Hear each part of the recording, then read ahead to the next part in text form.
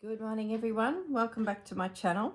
So yesterday you watched me do a basic layout of everything here. I then sat for another 10-15 minutes and started thinking about the bottom corner, and I found this doily edge where I'd removed all of the medallions and it was left sitting waiting for a home. So I decided to take advantage of the corner. Here's the other piece of it. It was a table runner. So I've cut it there and I've got these lengths. That's where it would turn again. So I'm sort of using the corner to get me a bit of a finish. So what I did is I've pinned it in here to the selvage, just tucking it under the edge of the linen. I come around the bottom here and I've got this lovely little space between the linen and the edge that I can build up some ground for that pumpkin to sit on. And then I got over here and I had to slightly unpick this guy so that this edge could slide underneath. And then to make it look like it was meant to be, I'm just going to zoom in now. Where the two laces meet, I place this guy and this guy in here to just sort of join the two laces together. So that is the plan for the border. I decided to sit here and just pin it because I thought, well, that's riveting viewing if it's not done. The next thing I want to do is just have a think about this guy and maybe place some more little bits of lace in. They sort of need to go in next in order to get the background sorted if there's going to be some additional pieces added to the background. So what I want to do first, I'll just zoom in a little and then move my piece. I'll put it at the angle. I just want to stitch along these edges while it's nice and flat on my table, because I fear that if I was to take this to my couch, it would wriggle around so much that the lace would be quite difficult to stitch down. So, and there's a lot of pins here. So I thought first thing I'm going to do this morning is just get a running stitch in, holding this lace down. It won't take me long. And then I know it's secure and I can move on. The other thing I want to do in this video is just sketch in where the vines are going to go for all of these pumpkin leaves. I have a bit of a thought too overnight that I could probably even sketch in some additional leaves and then they're just embroidered. So it's a mix of embroidery as well as the applique. So yeah, that's the plan. I'm just going to sneak along here with needle and thread, get this secure. It might be a little bit boring, this video, for you, but it's all part of the process. Can't always be riveting viewing.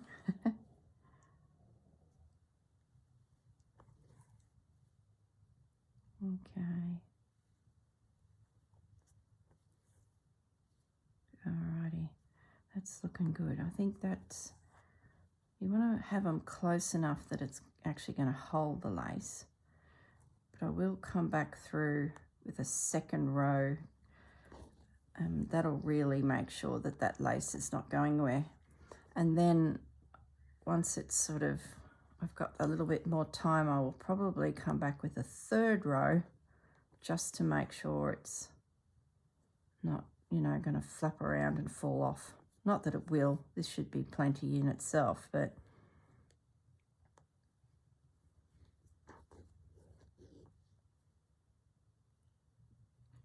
okay.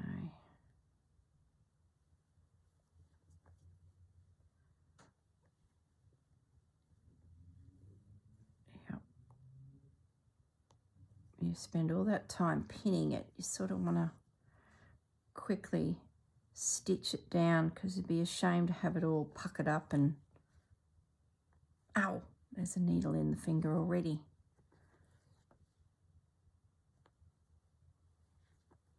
trying to support the back as well as the front.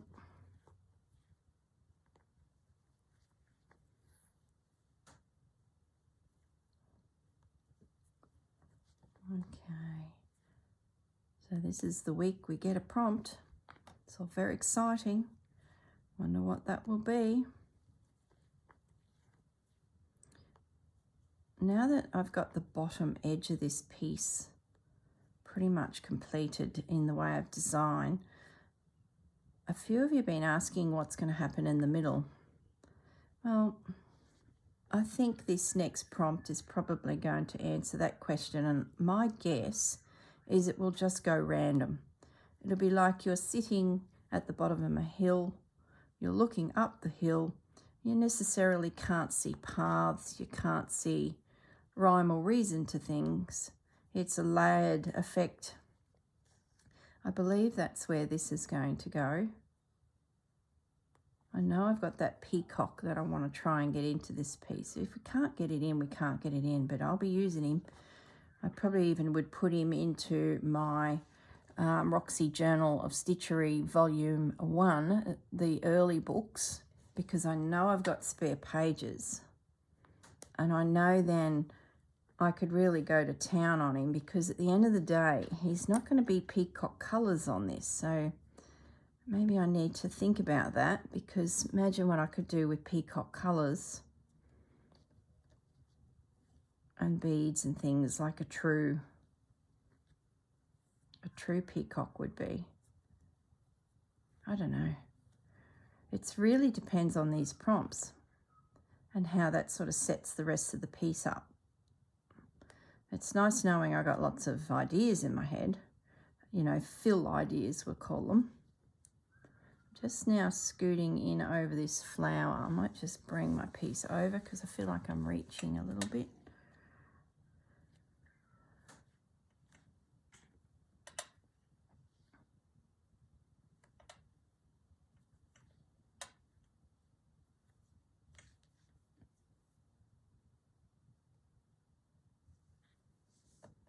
I can sort of see the peacock in this one. I can see it dripping in pearls and gold.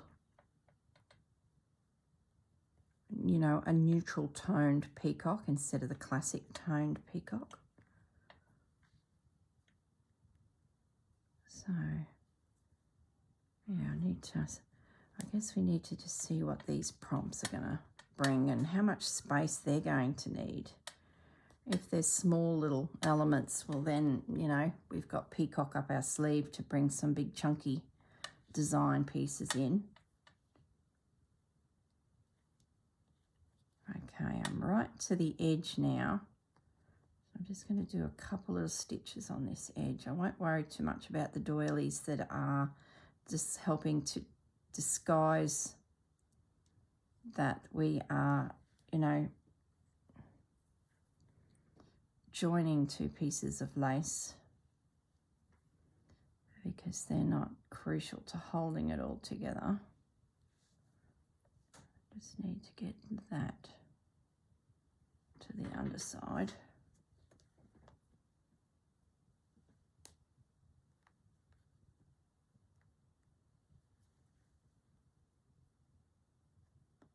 I have a friend staying with us for a week. She was a Brisbane girl, but now has retired to Hervey Bay, enjoying the life up there. So she's down for a week and is staying with us for a few nights. She's still in bed, so I'm just not sure what time she rises of a morning. Need a bigger piece of cotton than that. So she's going to potentially appear at the door going, "What are you up to?"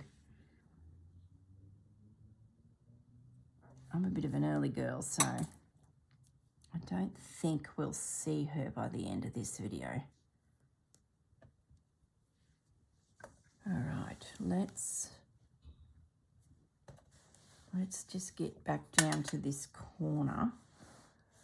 And I just want to scoot along the very edge of the background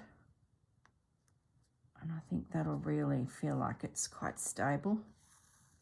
That didn't take us long, so I'm going to do it while we're in the mood of it.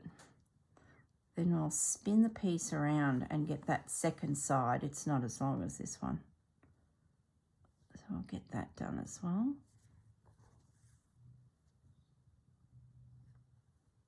I must say thank you to all of your kind comments. You guys are just the best. I really enjoy sitting down and reading your comments, and I reply to everyone, and I tend to treat it as if you've just texted me a message. So you'll probably find that I tend to sometimes chat away a little bit on the comments. So I do thank you. I do really enjoy it. I check it probably 20 times a day. So that's probably why some of you write a comment on it and within 3 seconds you've got a reply. Look, at the end of the day, I'm on the phone all the time. I check email, then I check comments, then I check to see what YouTube videos have been posted. I just waste too much time.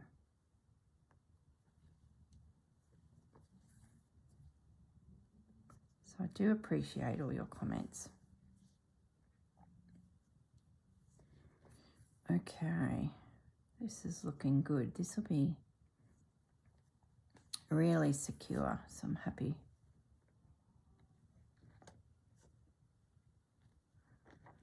Happy with that.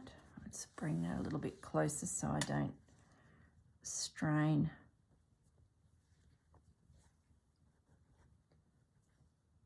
Really enjoying having this needle pang, what do you call them? Needle cushion, pin cushion in this Ferrero Rocher plastic container. It's actually quite handy. I can sit cottons in there, as you can see, that I'll need for the next stage of stitching. I got my pen, scissors down the side here, and I'm not losing pins and needles as I move through the house, which was starting to become a bit of a pain.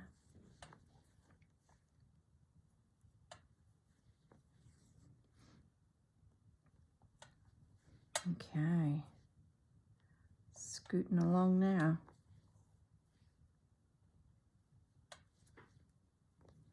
Now I might come down the front edge of this little doily.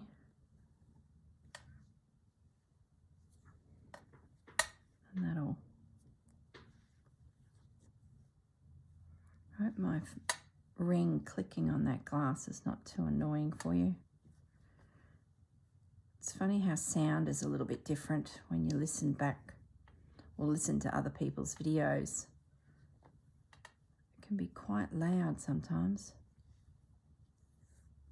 Probably does mean I have my volume turned up too high. It's probably a good indication that we are listening to it.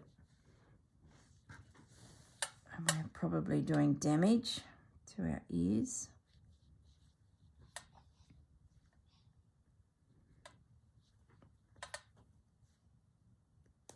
Okay, so we're back to where we were.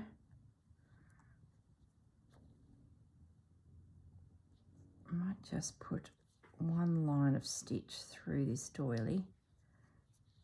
I have plenty of cotton left on my needle to pull that off.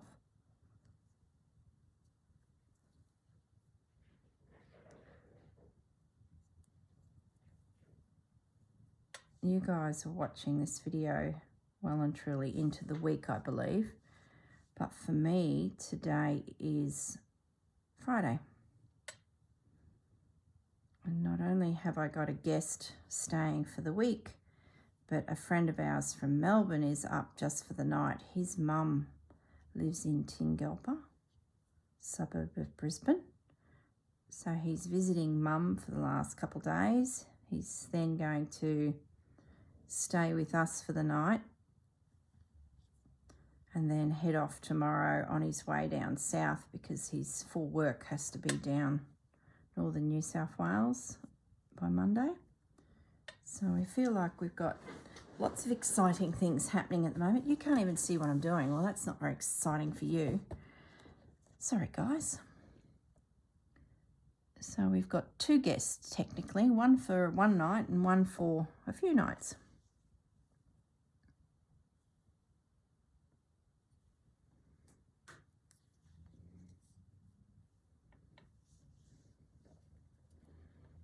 Okay.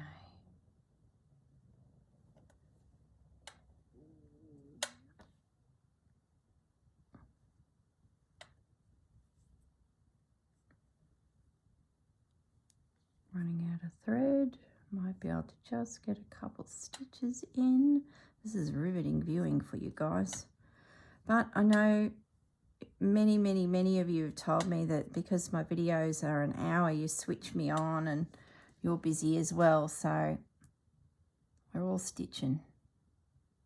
Sometimes they're videos where we're creating, and sometimes they're just stitching. So I'll try and keep you all amused while I concentrate, not trying to stab myself here.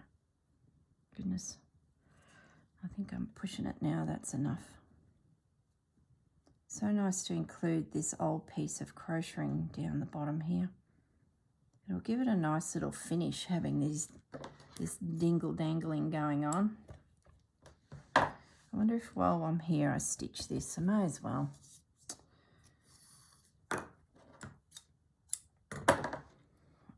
Oh, I have to tell you what happened to Bandit yesterday. Oh my goodness, talk about scare me, and I'm still thinking about it. Just terrible.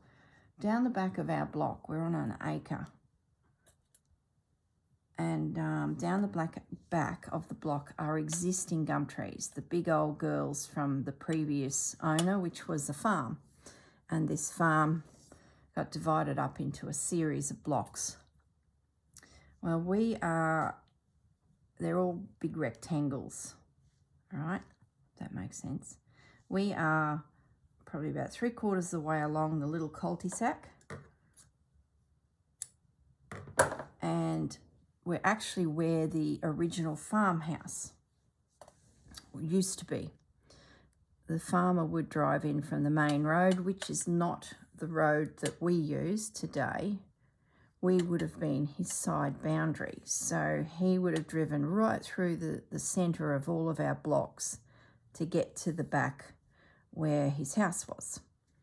And we are pretty much where that house is.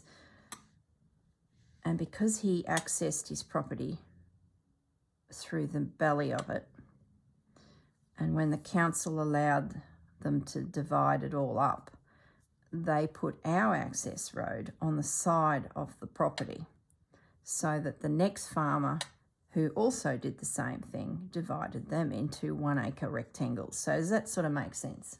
So we got the main road, the council put a road in, and all of the blocks come off of it. Well, we're 3/4 of the way down, but the farmer who owned our lot of blocks, he would have come in down here to his house right at the back. Now, his house was sitting roughly where our pool is, and then the land drops down a little bit to the back of our block, which would have been just his garden.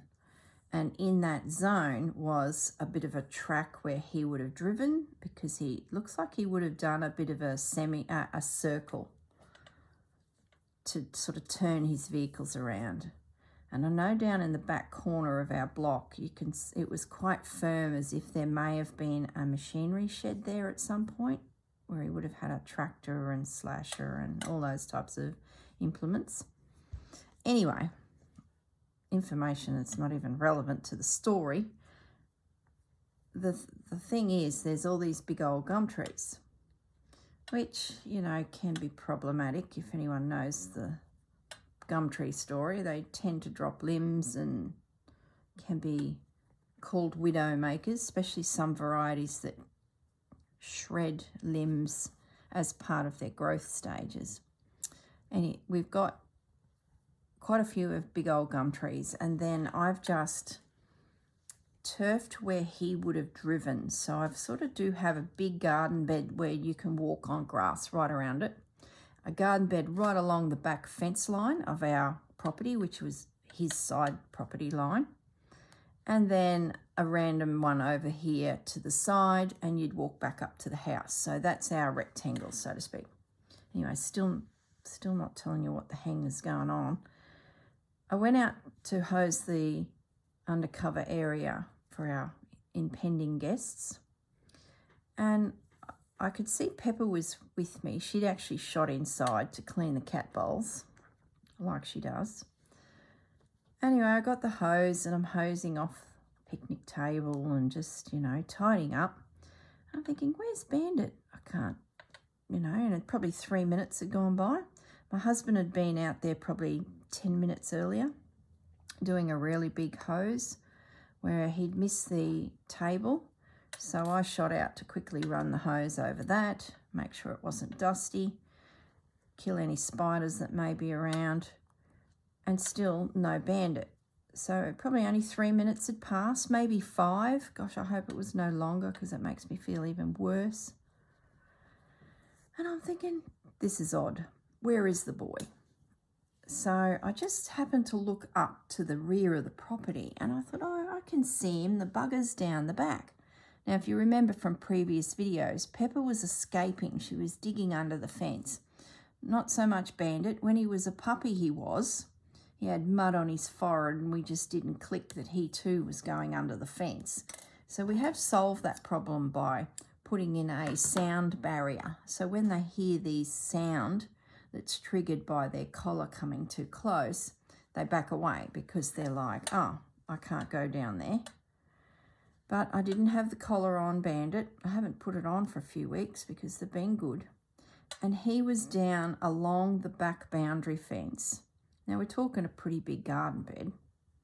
It's not small, but we use that garden edge as a good point to sort of stop them from going right to the back. So that garden bed's probably about 30 metres deep, runs the length of the property, which is about 100 metres.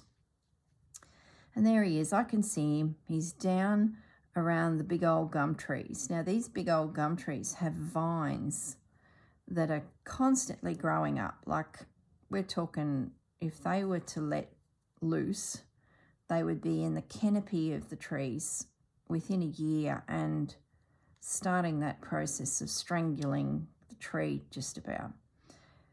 I usually keep on top of them, snip them at the base, they die, and that's the end of them. But I have let a few go because they're in trees that can handle it easily. And I could always just snip them. But I have noticed that the vines at the top of the tree, once they start creating their canopy, the birds tend to shelter in them and the possums. And so I don't really want to destroy all those habitats. Anyway, I can see Bandit down there and he's acting really odd. He's sort of jumping and jarting and jigging around but not doing anything or going anywhere. And I thought, then it clicked. He's caught in the vines. So I'm screaming out to Gaz and saying, come on, get out here, get your shoes. And he was there at the door with his boots on and heading down. I said, Bandit's caught up in the vines. I'll be there in a minute with scissors, because I had no shoes on because I was hosing. And I thought, well, I'll use that time to get some scissors from in my craft room here and get my shoes on. By then, Gaz is down with Bandit, at least supporting him and assessing. So I was only a minute behind. And when we got there, oh my goodness, he's been trotting around those trees, probably sniffing possums out like he does. Where have they been? What are they up to? And he's walked into some of those draping vine branches, you know, there's like probably 30 vines all hanging, and they're starting to touch the ground, so therefore they're getting low. And Mr. Bandit has walked into them, got them around his head. Oh my goodness, I feel ill. has started thinking, oh, I'm stuck. And, you know, you imagine he's just going backwards and forwards, round and round, trying to get himself out. And he's stuck. Now, they weren't tight around his neck. I didn't really assess that because I just went straight in with the scissors and started cutting him. But my husband said no. It was like a big loop and he was just in him. And we'd obviously caught it fairly early, but oh, it just made me feel ill. Imagine if we weren't home, we'd gone out to do some groceries. Bandit's got caught, then he twists, and oh gosh.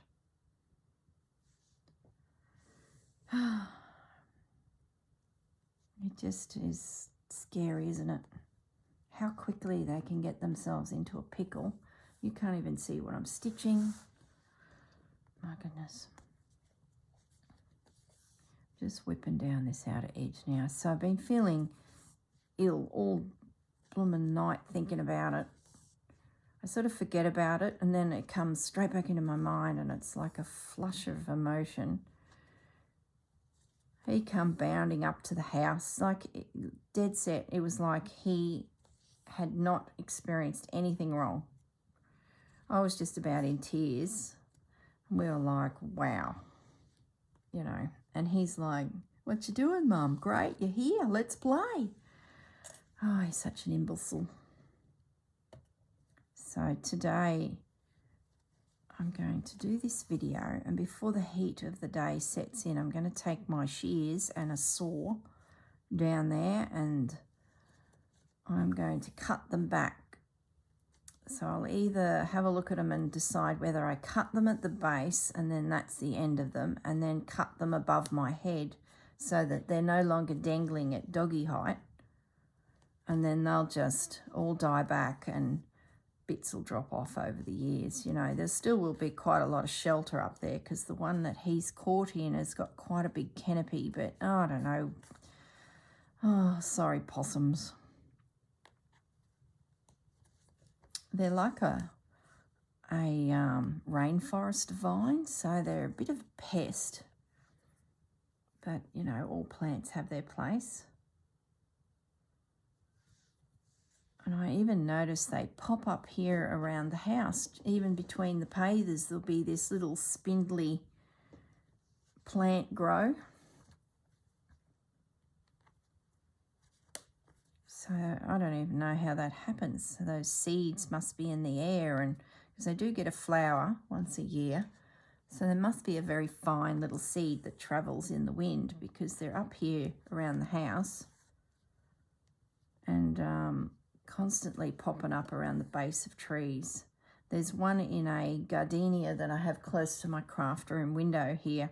I noticed a couple of days ago it's starting to throw its little tendril out towards me as I walk past it on a concrete path.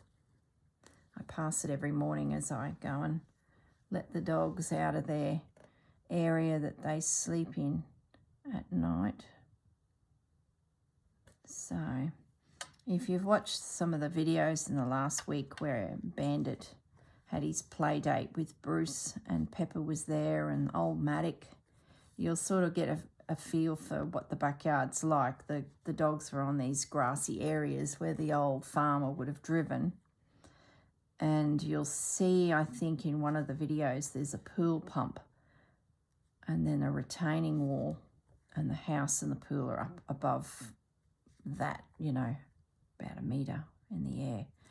I think where that pool pump is where the original farmhouse was.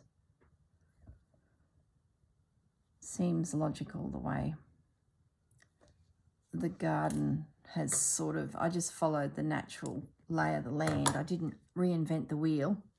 I used his paths as my paths, basically. Now, I might just bring that back towards me because I'm leaning too much. Fix this camera a little. That's better. Just want to get one more piece of thread and just stitch that edge there, and it's done. So riveting viewing, like I said, half an hour already gone. This is where our time goes in these projects, doesn't it? Looks like it doesn't take much to go. I'll just stitch here and then half an hour's gone. It is slow stitch for a reason. I can't quite remember how my little calendar will go for these videos because they will appear next week. I think I can film this one and another one, and then we're pretty much into a couple that I had pre-filmed. My vintage sewing techniques of Susanna's from Vintage Blend Studio. And then we must be close to having a prompt. I'm just not sure, but it doesn't matter.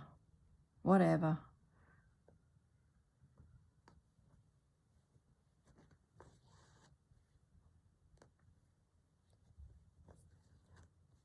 Oh, I can feel the coffee pulsating through me.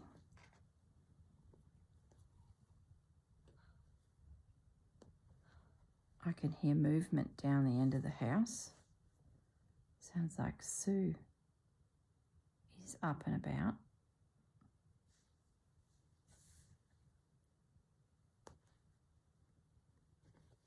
So if someone suddenly walks in and goes, "Good morning," she won't realise that I'm filming, so not that it matters. Oh, I can't believe Bandit. Isn't that a terrible story? I shouldn't have told you. You'll be all worried about Bandit now. I'm telling you, I'm worried about Bandit. Jeez, he's a goose. He shouldn't have been down there. Time to put that collar back on so that he gets a little buzzing sound in his ear when he gets too close. And that's just enough for him to go, "Ooh, I better get away. That could be imminent danger." So I'm going to put his collar on today. So when he goes out trotting around, exploring possum tracks and smells and lizards that may have passed through. I've just hit the bunny's bottom here, so I might just do that overcast stitch around him. Who would have thought little bunny on that little bag from the op shop would have ended up on the piece? He's a bit cute. I wish I had him as a stamp. Got a few bunnies, but they're really tiny. They're really not worth printing onto fabric, but he would be handy.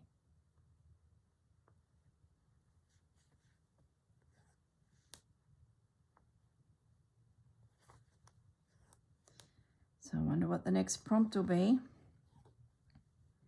I'm wondering if it'll be things like, you know, as you move through the garden, different styles of gardens.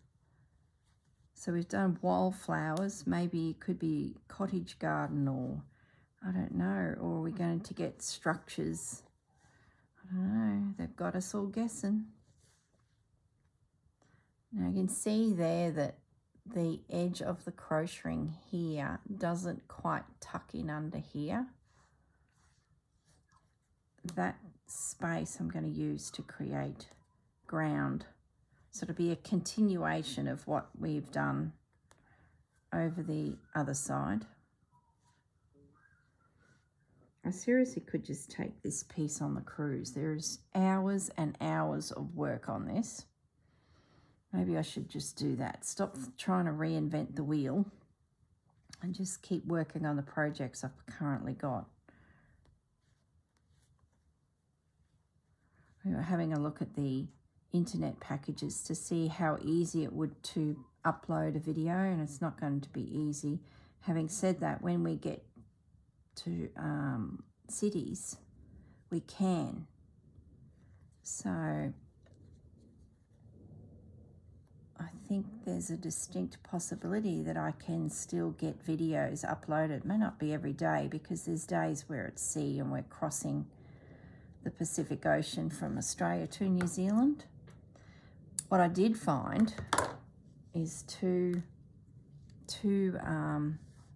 fabric shops, sewing shops in one of the cities. I can't remember the exact details. I'll tell you when it all happens. But I was going through this town. There were no tours that caught our eye. There was sort of a few things, but we've done them, or portion of them, before, because it's our second time going over there on a cruise. So I said to my hubby, I said, let's just walk the centre of town. I think it's Wellington.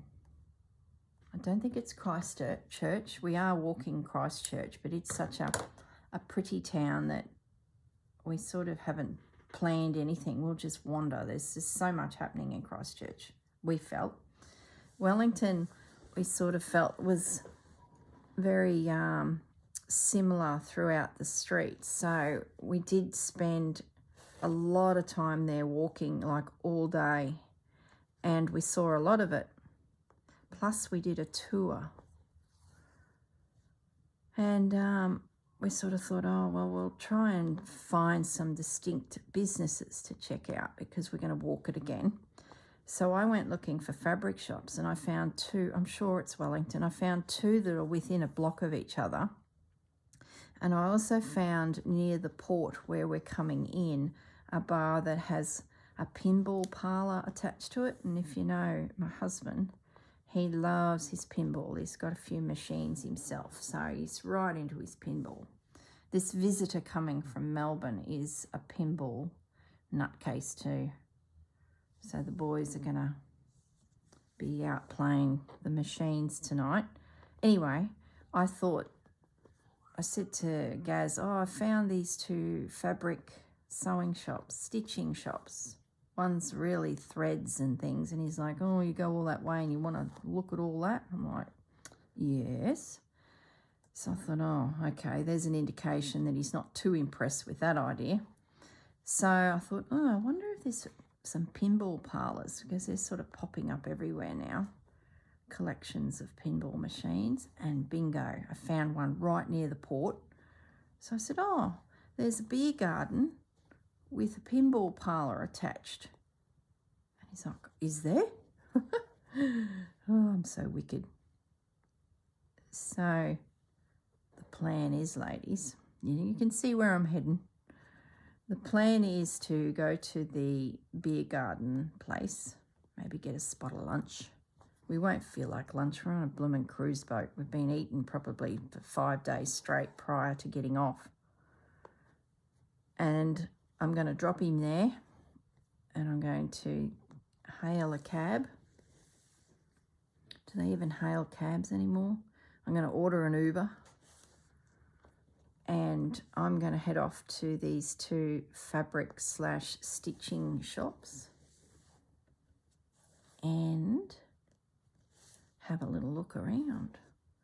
And he was so excited at the thought of that. So there you go.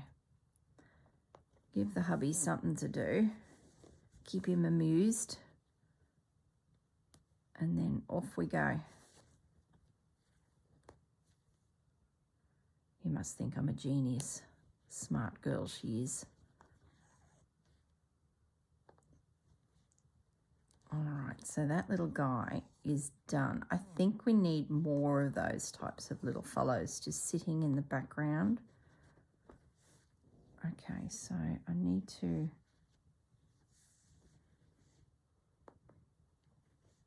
I've got a heap of thread on there. I'm just going to stitch around that flower. I might as well just use the thread until it runs out. And for those of you who are new and you're wondering what I'm doing, because that fabric is going to be a stitched feature piece, you still need to secure the edge.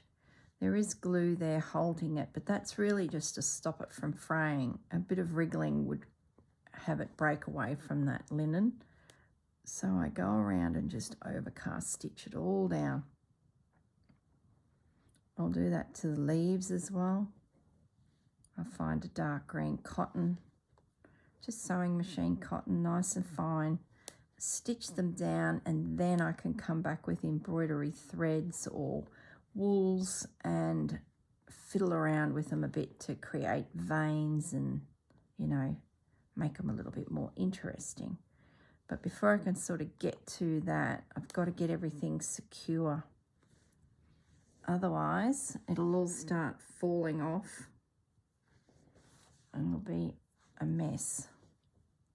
So there's a little bit of this tedious work needed, but it's all okay.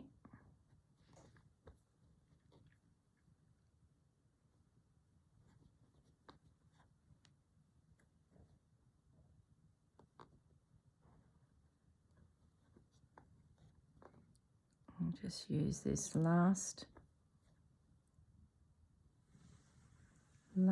little line of stitching. I can still hear Sue in the kitchen. She'll be thinking, who is she talking to?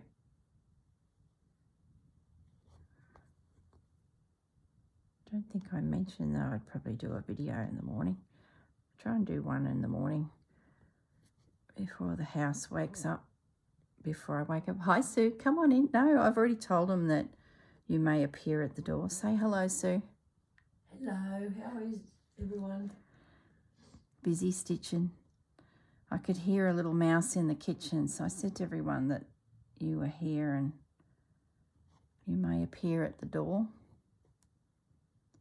Are you right to make a cup of tea? Have you figured it out? Oh, that's beautiful. I've just finished stitching this edge onto the panel. It was full of pins and I thought I'd better deal with it before I get a pin in myself. I've got a little bit of thread left over, so I'm stitching down around this flower. And then I need to pick up my pen because we've been working, sorry everyone, I'm just going to fill Sue in. We've been working on this scarecrow because the prompt for the week was scarecrow or vegetable patch. So we've put our scarecrow in. This piece is called the French Garden. So the challenge was to make him look a little bit fancy French and not such a country bumpkin scarecrow.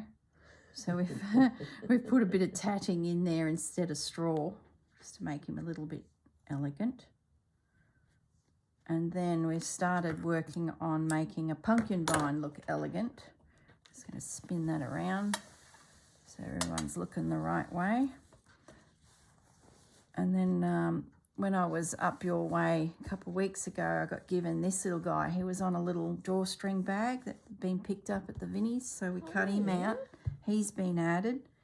We've got our pumpkin with a bit of lace in it. So the next thing, and because this was pinned on, I figured that out yesterday. I just wanted to stitch it down before I get jabbed with a heap of pins. But I do want to now work out how this vine's going to go, because I need to stitch around all the little leaves to make them stay on the fabric, and then I'll come back and embroider them all with a bit of decorative stitching using wools, which are just in that container just there, and things like that. But we need to have some additional lines put in, connecting everything, sort of making it make sense. Yeah. So I thought in this video we might try and, what do they call these things? Tendrils? Yes. Everyone, Sue's got a lovely little veggie patch. I was telling them that you've retired up to Hervey Bay, so you've got time to garden.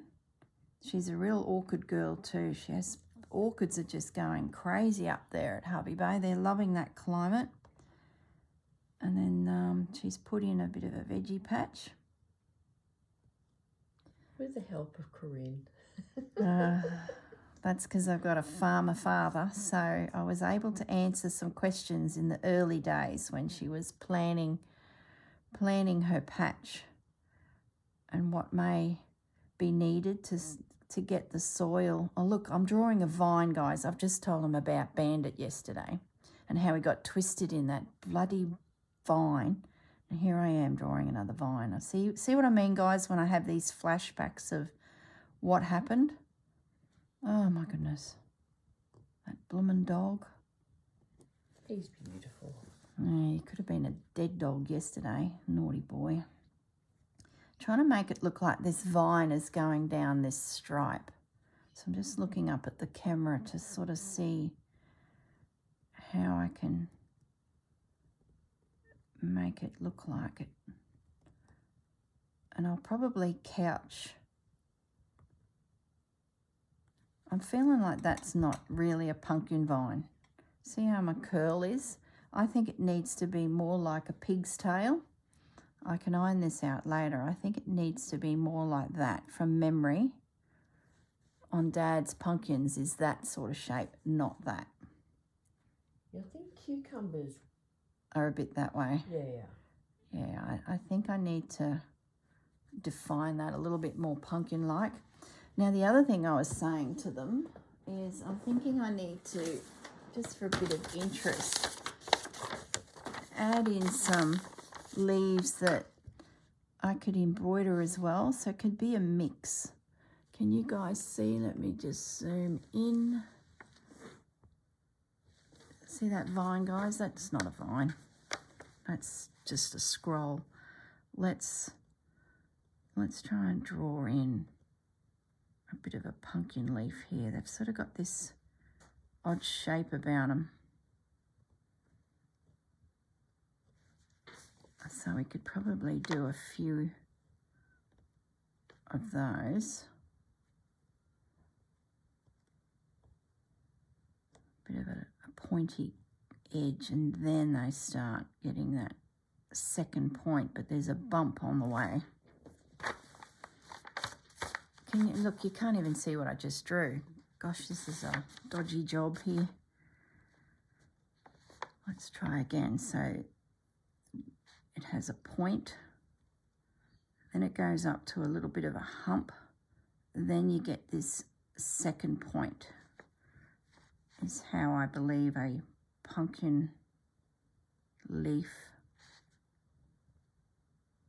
is. They are like, these guys have seen some photos of Dad's pumpkins in the shed after harvest. Walking them out of the paddock, you've got to have long pants on because these leaves had that little fibrousy, hard, not prickly, but it is prickly. It is prickly. Yeah, and when you're walking hundreds and hundreds of pumpkins out, this is childhood memories coming back now, hundreds of pumpkins out to the shed, I can just remember my legs being cut with these fine little fibrousy, prickly things. Oh, always had to have your long pants on. Zucchinis are just as bad as your arms are going in. How far are we going with this vine? Getting a bit out of into the height here.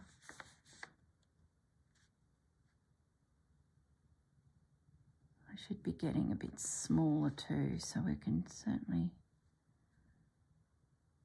I think we'll come around there. Maybe one more, can't help myself. Just create more work, more stitching. All right, so and I'll get my tendrils correct, but they're not correct. That looks terrible.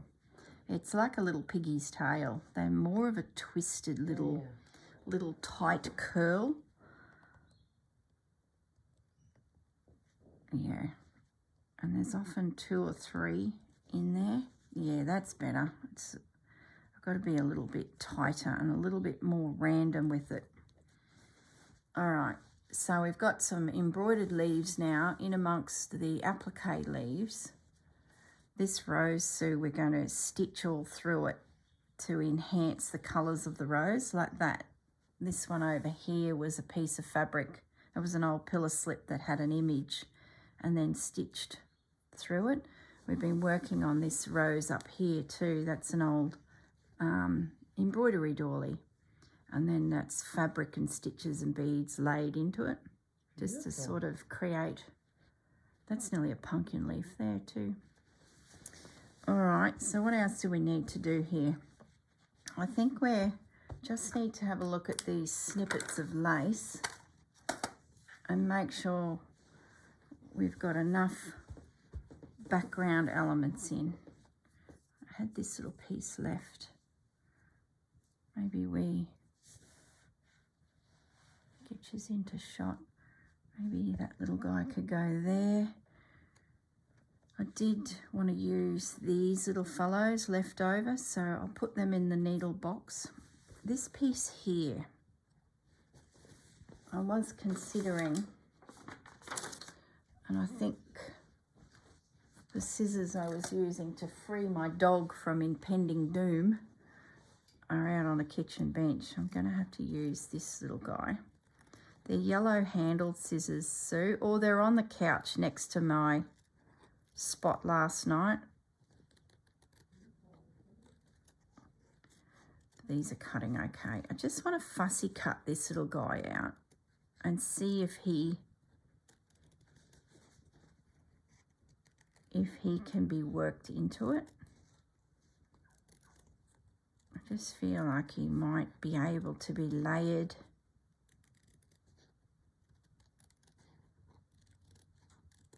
in, and I like how he's a little bit vine-like.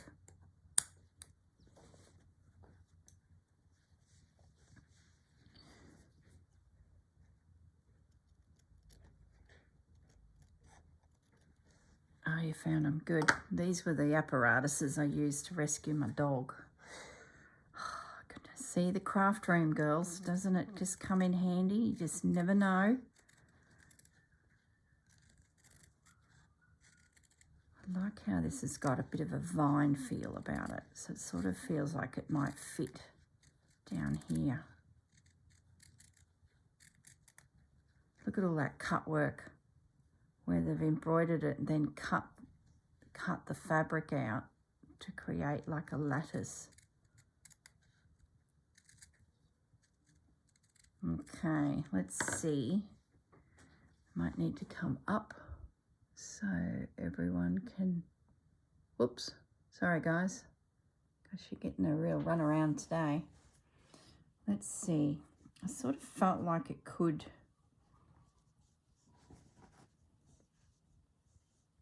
come in, no, across the bottom of the bunny, no, can it connect in? No, I don't think it's going to find a home. No, I'll just pin it to the piece. He will find a home somewhere, but not down in this corner. I did grab out this fabric too because we were cutting the flowers out of these on the other side, and I thought maybe a couple little patches of fabric. I even considered using that folded as the binding on the piece, but it sort of competed with everything here, so that's why that fabric was sitting out. I don't think we need that. I have my container of doilies here too, so maybe there's a few of these that can be worked in just to soften the edge of our piece, sort of bringing more texture in, more layers. No, it sort of looks like a heap of frisbees that have just been thrown down. I like that there, but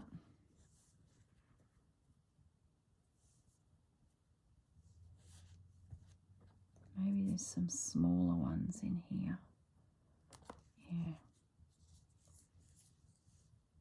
Just to add another layer of interest, and then we'll lay in amongst it all our cheesecloth, which I think, how are we going for time? We're nearly at the hour.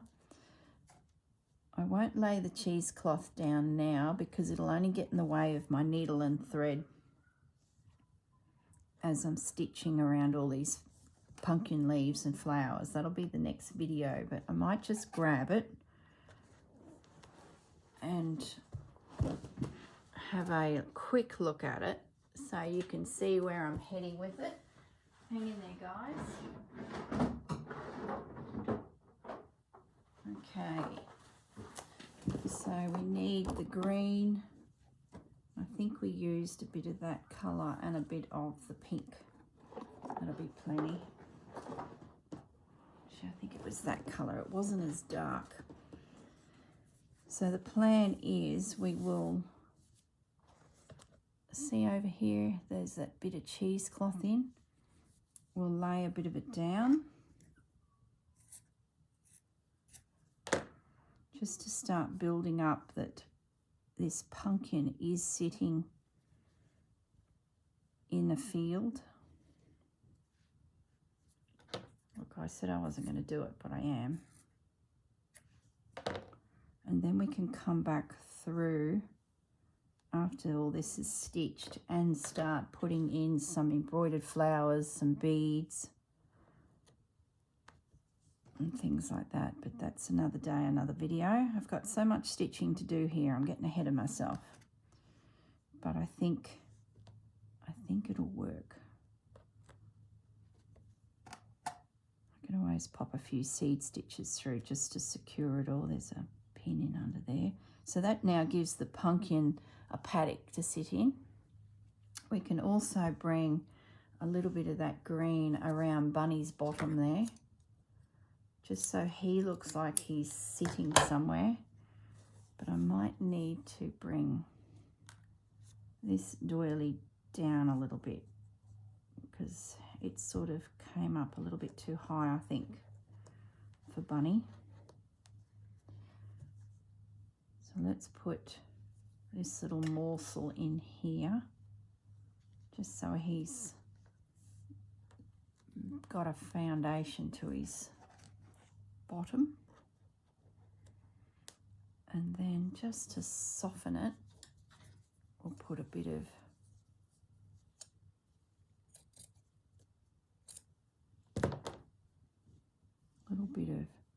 cream through.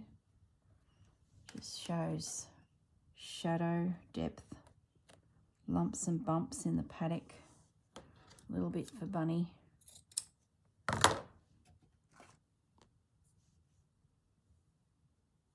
Maybe out to here.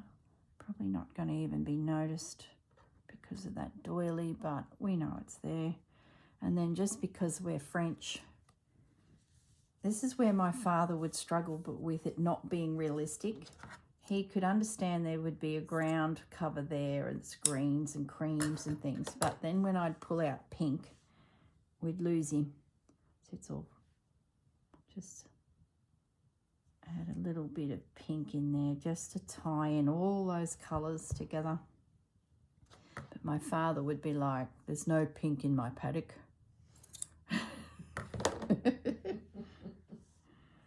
But there is in the French garden. Just a bit of, oh, come on. Stay there. Yep. Awesome. So I can now sit and stitch. So we'll find a good movie tonight, Sue, while those boys are playing pinball. Boring. Actually, no. Sue went out and played pinball about a month ago. She was down and she snuck into the room with that husband of mine and played those blooming machines.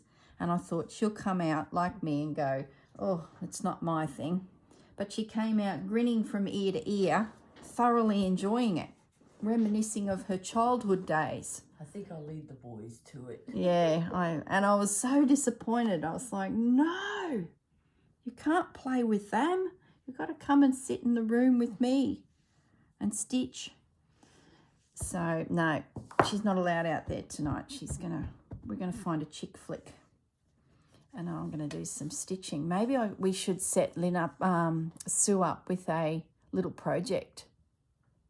She's just looked at me with that look, guys. You know, when you have someone new in your craft room and you say, would you like to stitch or paint or create? And they give you that fearful look. She's just looked at me like that. Leave it with me, girls. We'll see what we can get her doing. All right, that's a good start. I do feel like I do need to soften this a little bit more. I can see just circles as I look at that. So I think we need to just muck around with that base a little bit more. But that's a good start. All right, everyone. Thanks for joining me. How quickly an hour goes. I'm not sure if I achieved much, but we continue along. I need to get stitching now. And then, yeah, if I can get this stitched, my homework, then the next video we can pull out the threads and start doing some decorative work on all of it. but at least it'll be nice and secure and not be falling off. So that's the plan. Plus we can then play with beads and bring beads and little pebbles as if there's a, you know, remember rightly, we did those little beads with seeds, seed beads on top, just to create like there's a paddock. All right, everyone. Thanks for joining me. Have a lovely day. Look after yourselves and enjoy your stitching. Bye for now.